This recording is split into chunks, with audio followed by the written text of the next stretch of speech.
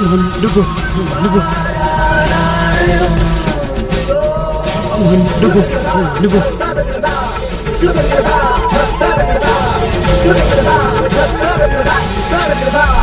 నువ్వు hello ambulance.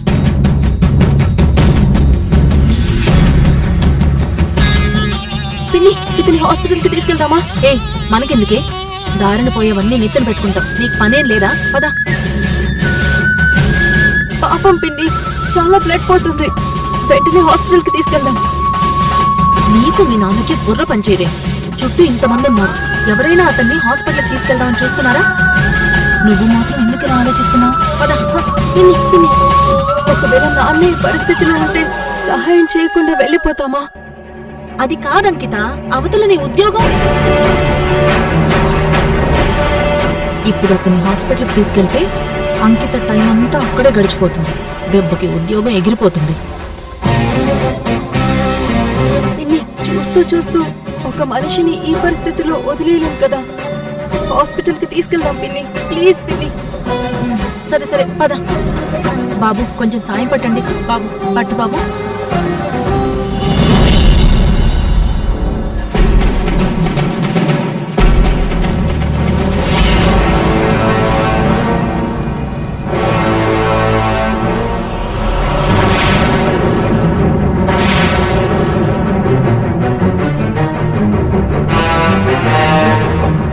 Kaveri, ఏం చేస్తున్నావో నీకు అర్థమవుతుందా? నువ్వు అన్నికి ఎలాంటి విషయాల్లో ఇన్వాల్వ్ అవ్వదని మాటిచ్చావు, గుర్తుందా?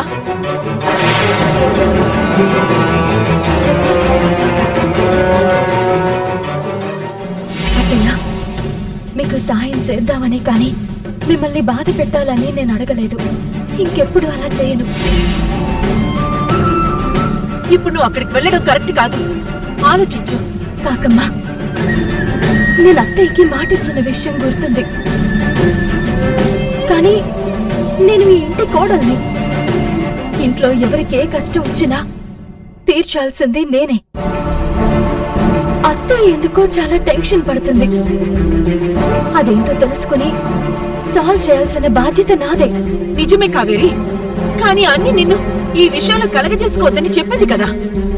కాకమ్మా, అత్తయ్య నన్నెప్పుడూ కోడలిగా చూడలేదు, కూతురులా చూసింది.